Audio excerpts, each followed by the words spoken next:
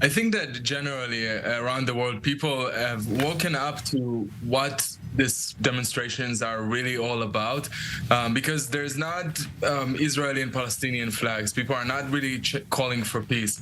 And I think that from conversations I'm having with my British friends and colleagues, they are really disheartened to see that those protests that have been marketed to the public as demonstrations for peace, and even the media has been covering them this way, are having those incidents week after week with chants that are racist and bigoted and anti-Semitic, that there are arrests every week. I mean, if you would go to a protest a week after week and see that the type of rhetoric and the violence that is erupting in every protest is something that does not represent what they told you it is, why would you go again? And I think that's why we're seeing such a smaller demonstration in the recent weeks than we saw in the beginning. I think that people are growing tired of the misinformation and the lies that they are being sold for in those demonstrations. Well, talking about misinformation or the way different developments are being perceived, you know the social media space so well. We know right now there are 137 hostages still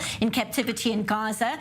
We see the images, we're hearing testimony, people coming out talking about being held, in one case, by a teacher from UNRWA. We're hearing about children held in tunnels, the abuse, the assaults, children separated from families as well. What is it in terms of a response on social media? What are you seeing to these horrifying testimonies and details coming out of what happened in captivity?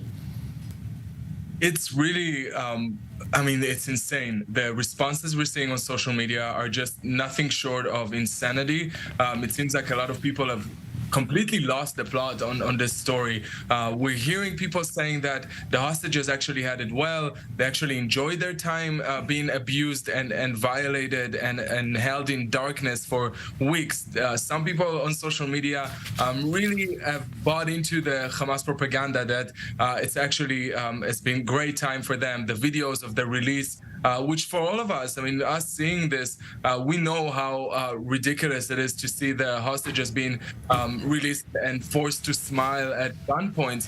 But for people around the world, people that don't know better, they actually think that this is what the situation is like. And we're hearing conversations from public officials in America, from elected officials being saying things that are just so bizarre. We heard today that it's actually the ceasefire that led Hamas to releasing the hostages, as if Israel only ceasefire, the Hamas would release the hostages. Why did they kidnap them to begin with then?